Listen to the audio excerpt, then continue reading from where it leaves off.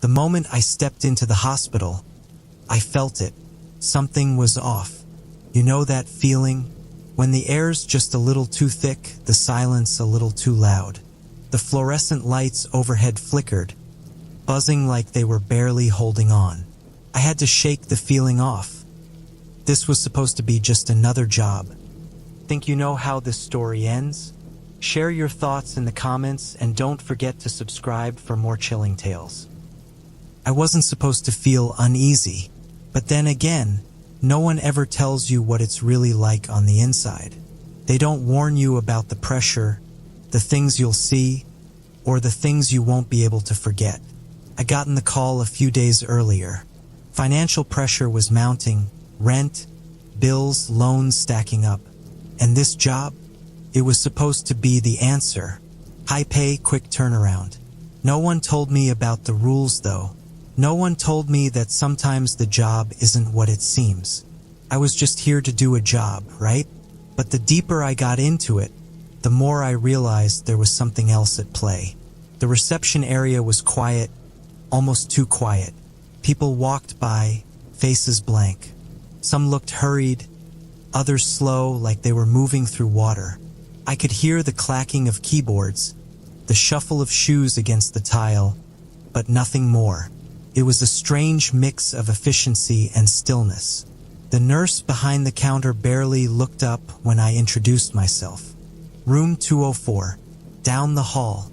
Take a left, she said in a voice that barely carried over the hum of the building. Her tone had that sharpness, like she'd said it 1,000 times. I nodded and walked down the hall, the sound of my footsteps echoing too loudly.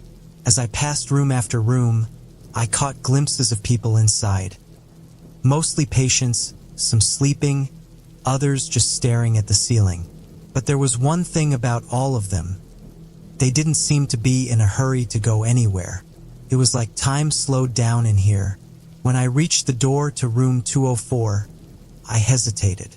My heart was beating faster now. Something about it didn't sit right, but I pushed the feeling away. It was just nerves. I had a job to do. I knocked lightly, then pushed the door open. Inside, the room was dark except for the small light by the bedside. A figure lay in the bed, motionless, face turned towards the window. I could feel the weight of the air in that room, thick with something unspoken. A moment of hesitation. I stepped closer. Then I saw it. The papers on the bedside table weren't normal hospital papers. There were diagrams, notes scribbled in messy handwriting, calculations I didn't understand. But there was something else there too. Something that made me pause. An envelope, sealed tight. My first instinct was to ignore it. After all, I wasn't here for anything other than what I was paid to do. But my curiosity kicked in. The rules, remember? No one had warned me about this part. I picked up the envelope. Felt heavy. Too heavy. And as I turned it over in my hands, I caught the faintest scratching sound, like something moving inside. Suddenly, the hairs on the back of my neck stood up. What was I walking into? I barely had time to digest what I'd seen in room 204 before the door creaked open behind me. I turned quickly, heart racing, and there stood the night shift nurse. Tall, stern, eyes sharp but empty. She wasn't what you'd expect in a place like this, or maybe she was. Her uniform was crisply pressed, but her face looked tired. Not the kind of tired from working long hours, but the kind that comes from knowing too much. You found it, she said, nodding toward the envelope in my hand. I froze, unsure of what to do next. Was this a test? Was I supposed to ask questions? But instead, I just stood there, looking at her, trying to get a read on her face. She didn't smile, not even a flicker of warmth. I'm guessing you didn't get the rules?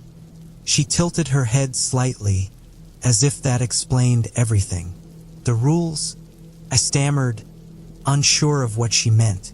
She stepped closer, her voice dropping lower, more serious now. Every job here has its rules.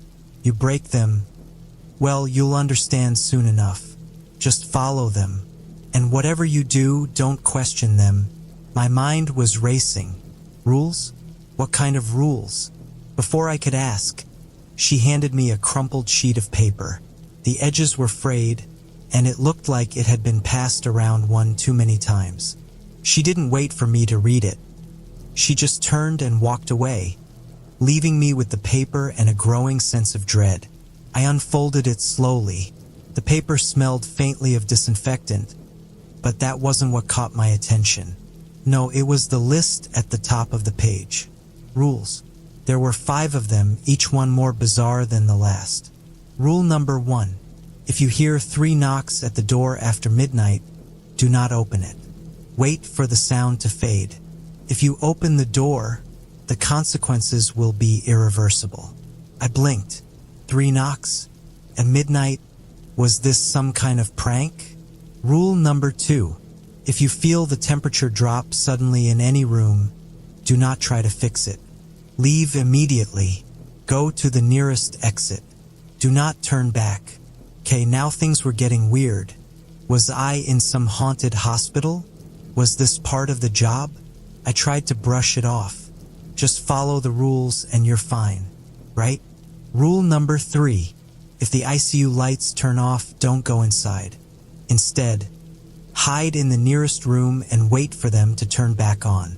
I laughed nervously. Sounded like a sick joke. Hide in the nearest room? I muttered to myself. What kind of hospital had rules like this?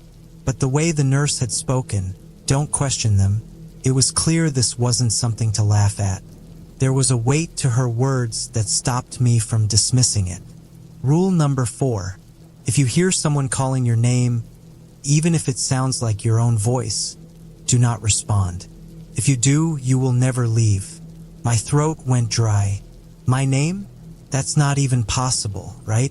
There was no way something like that could happen. But even as I thought that, something about it gnawed at me. What did they mean by never leave? Rule number 5. Do not try to talk to anyone who doesn't speak back.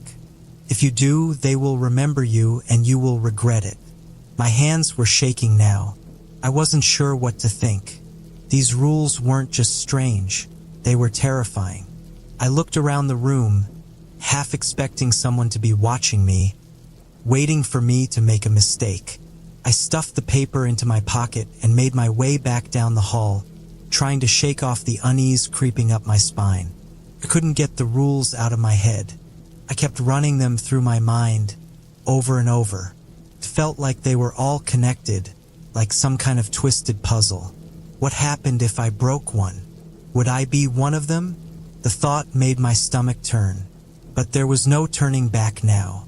I was in too deep. As I walked past the nurse's station, I overheard a conversation between 2 staff members. They were talking quietly, as if they didn't want anyone to overhear. But I caught snippets. Words like, "Don't break the rules," and "They've all been warned." One of them even muttered something about another one who didn't make it. My steps slowed as I tried to piece it together. What did they mean by another one? Had someone else been here? Had they ignored the rules too? My heart started to race again. Was I next? I shook the thoughts out of my head. No time for fear. Just do your job, follow the rules. Easy, right? But as the clock ticked closer to midnight, I couldn't help but wonder, what would happen if I broke just one of these rules? What was the worst that could happen? And then I remembered the last line on the list, the part one hadn't read out loud. Breaking the rules means you'll become part of the system, but not in the way you think. The night had barely begun, but the eerie feeling from earlier still lingered. As I stepped into the dimly lit corridor, the flickering fluorescent lights overhead seemed even more unsettling. The whole hospital felt different at night. Quieter, emptier, almost as if the walls themselves were waiting for something to happen. I checked my watch. 11:15 p.m. I still had hours to go before my shift would end. Everything seemed normal, but the rules, the strange, impossible rules, kept playing over and over in my head. I couldn't shake the feeling that I was walking on a knife's edge, one step away from crossing a line I didn't even know existed. I made my way down the hallway, my shoes clicking on the tile floor. As I passed room 204, the door creaked slightly, and I stopped in my tracks. I glanced at the door handle. It wasn't moving. Nothing was wrong. I forced myself to keep going. It had to be my nerves, right? I paused at the nurse's station. The night nurse, a woman with tired eyes and a weary smile, was seated at the desk, flipping through a chart. She looked up when I approached. "Everything all right?" she asked, her voice low. I nodded, but it didn't feel convincing. "Yeah, just a weird feeling." She gave me a sympathetic look. "It's normal. You'll get used to it. The first few nights always feel strange."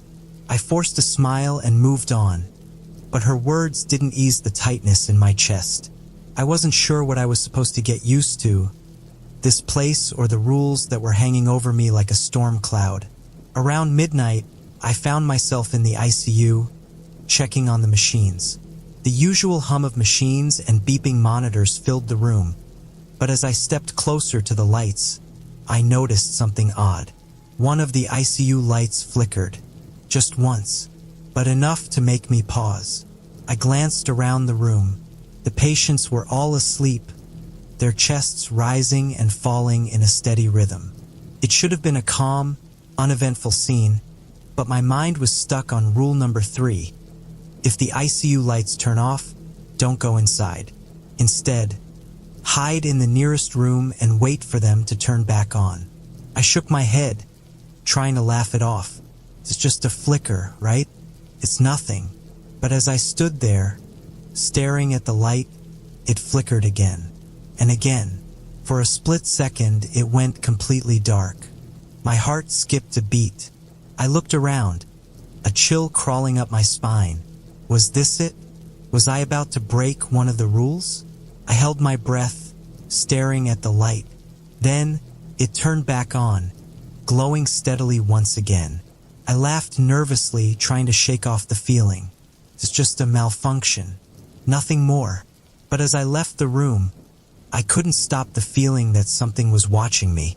The hallways felt longer now, the silence more oppressive. Was it just me, or did the hospital feel alive with a presence I couldn't see? I was halfway down the hall when I passed the security desk. The guard, a man in his 50s with gray hair and a permanent scowl, was staring intently at the security monitors. His eyes never left the screen. I glanced at the monitors over his shoulder, thinking it was just a casual check. But what I saw made me stop in my tracks. There, on the camera in the east wing, a shadow moved across the hall. The camera was showing an empty corridor, or at least it should have been. There was no one there, but the shadow, it wasn't a trick of the light. It was real, dark, shifting. I felt the blood drain from my face. The guard didn't even look up. He was still staring at the screens. Was he blind to what was happening right in front of him? I had to force myself to take a step forward. My heart hammered in my chest. I could hear my own breath, shallow and quick. I could feel my hand shaking as I reached for my phone. I was about to call the front desk, ask if anyone else had noticed the shadow, when I realized I couldn't. Not without breaking rule number 5. Do not try to talk to anyone who doesn't speak back. If you do, they will remember you and you will regret it. But it wasn't like I was going to just ignore what I saw. I had to know if anyone else saw the shadow.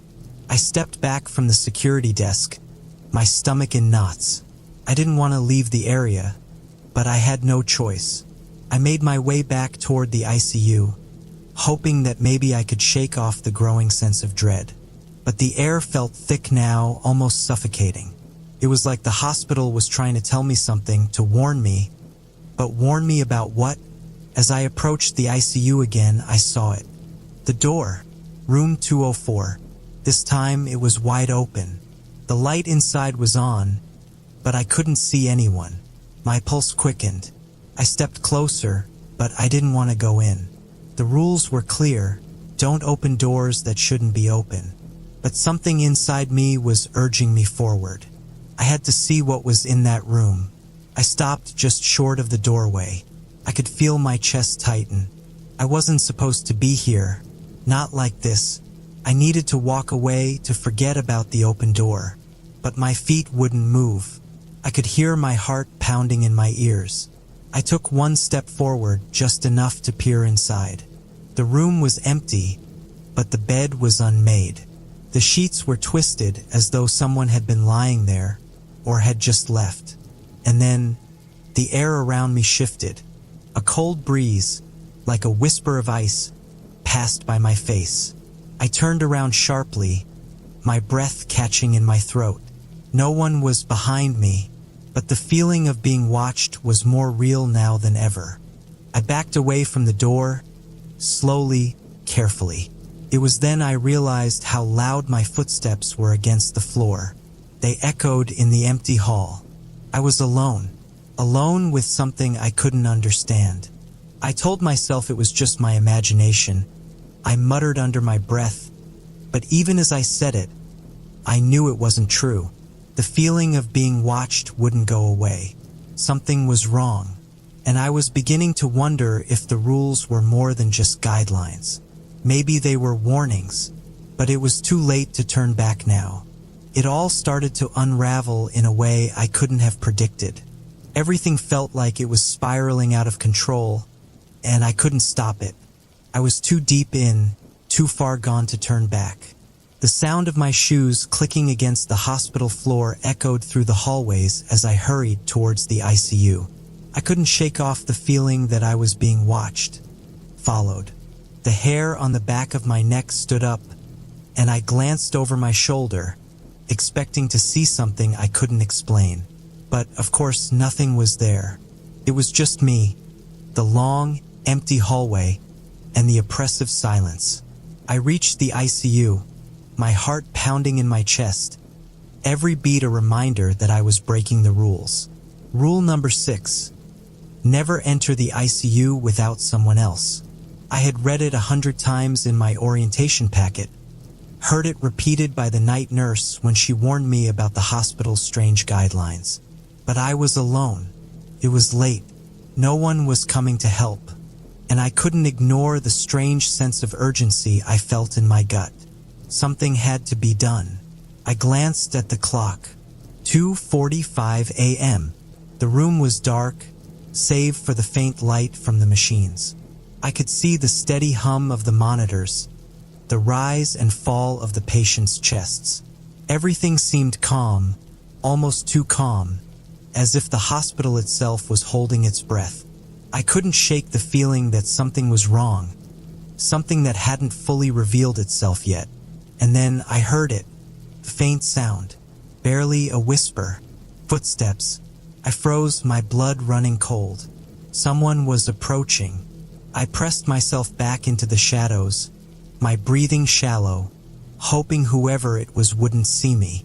I held perfectly still, praying that whoever it was would just keep walking. The footsteps grew louder, closer. They stopped just outside the door to the ICU. I could hear the faint shuffle of shoes, like someone was pacing. Then came a sound that made my stomach drop. A voice. "Jan." It was soft, almost like a whisper, but clear enough to send chills down my spine. I held my breath, trying to make myself invisible. I didn't dare move. I didn't even dare blink. For a moment, everything was still. The silence was suffocating. The footsteps had stopped. But then there was a sound. The doorknob, quiet at first, then louder, like it was being turned. My heart leapt into my throat. No, no, no. This can't be happening. The door creaked as it opened, inch by inch. I backed further into the shadows, my eyes fixed on the crack in the door. I could see the figure, the shadow just beyond the threshold. The person, if that's what they even were, stepped into the room. But there was no one else in the hallway. I didn't know what to do. Couldn't go in. I couldn't leave. I slowly, cautiously, backed away from the door. I needed to escape, to hide somewhere far from whatever was going on in that ICU. But as I turned to leave, I froze. I could feel a presence behind me. It wasn't just in my head this time. I wasn't imagining things. The lights flickered once again. This time, they didn't just flicker, they went out completely. The hospital was plunged into darkness. My heart slammed against my ribcage. In the complete blackness, I couldn't even tell which direction I was facing. I tried to take a step forward, but my legs felt heavy, like they were made of stone. I heard a faint scraping sound, as if someone or something was dragging their feet across the floor. It was too close. I spun around, expecting to see something, but I couldn't see anything in the pitch-black room. Then the light flickered back on, and there, standing directly in front of me, was the figure. It wasn't a person. Couldn't have been. Its eyes, if they were eyes, were black voids, hollow and endless. Its body was vague, indistinct, like a human shape made of smoke. It was as if it was half there and half not. A ghost, a thing that shouldn't exist, and yet somehow it did. And it was standing right in front of me, its presence filling the room with a suffocating weight. I tried to scream, but nothing came out. My throat was dry, my lungs frozen with fear. It was like my whole body was paralyzed, frozen in place. The figure raised its hands slowly, the movement unnatural, jerky, like it wasn't fully connected to the rest of its body. I stumbled backward, desperate to get away, but my feet were rooted to the ground. It was too fast. It was too close. Then I heard it again. Jan. It was the same voice, but it wasn't the voice of a person. It was something else. Something otherworldly, hollow, like it had come from a place I couldn't even begin to understand. I couldn't take it anymore. I had to run. I forced my legs to move, ignoring the pain in my chest, ignoring the weight of the fear that threatened to crush me. I turned, bolted down the hallway, not caring where I was going as long as it was away from the thing behind me. I could feel it following me, its presence just behind me, closer with every step. The lights flickered again, and I swore I saw the shadow, no, the figure, standing at the end of the hallway, blocking my way. No escape. I couldn't outrun it, couldn't hide. The rules, the damn rules, they weren't enough anymore. Nothing could protect me now. My mind raced. I had to make a choice. I could keep running, keep trying to escape. But something told me it wouldn't work. I could feel the figure's cold breath against the back of my neck. It was too close now. It was too late to turn back. And that's when I realized what I had to do. I had to face it. I had to stop running. I turned, heart pounding, ready to confront whatever was waiting for me. But as I did, I saw something else. Another figure. A figure standing in the doorway to the ICU. But this one wasn't a shadow. It wasn't some hollow, inhuman thing. It was someone I recognized. The morning light was dim when I finally left the hospital. It was as if the night had never ended. As I stepped out into the cold air, I couldn't help but feel that the world was different now, like I was seeing it through a veil. I kept telling myself it was over. The danger had passed. I was free. But deep down, I knew it wasn't that simple. I hadn't seen her again. The shadow, the figure, whatever it was.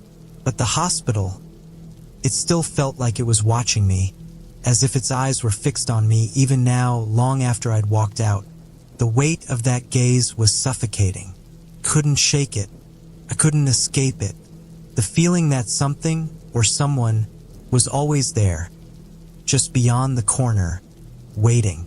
I thought about the woman I saw in the ICU doorway, the one who I thought was the answer, the one who was supposed to help me. But she was gone when I turned around. Just gone.